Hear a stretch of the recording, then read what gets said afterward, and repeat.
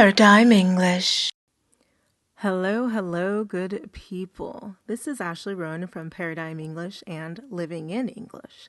So sorry I've been gone for a while, but I am back with 4 really good tips on how to make your writing, this is academic writing, in English better. So if you're a teacher, this is good. You can pass this information on to your students, and if you're a student, you will know how to make your teachers oh so very happy. So first things first, I want to wish everyone a very Merry Christmas from the bottom of my heart from Oklahoma all the way to yours, wherever you are.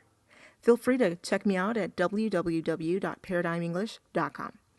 So the first tip that I've got for you is word choice.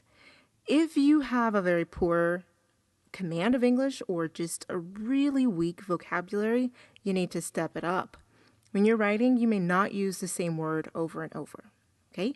You need to diversify it. In academic writing, we like to focus on Latin or French words. For example, if you're using more Germanic words instead of more Latin words, it's not seen as collegiate or scholastic.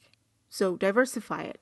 If you don't know how to diversify your vocabulary or you want to work on your vocabulary, send me an email and I will get you hooked up. The second tip is nominalization. What is nominalization? Have you ever heard that?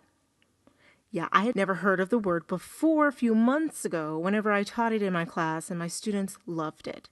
As a native speaker, I use this all the time and didn't even know I did. Basically, nominalization is a noun phrase from another word class, like a verb, that then turns this verb into a noun. Here's an example. Student numbers are increasing rapidly from year to year, and the university is becoming concerned that they may need to build more accommodation in order to house everyone. That's number 1.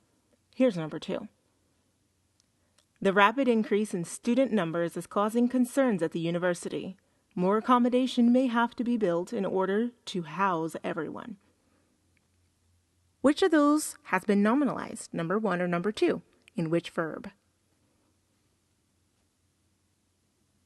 You're right, number 2.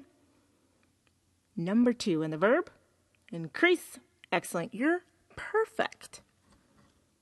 Number 3, cohesion and coherence. You get kind of a 2 for 1 there, so let's just keep it as that.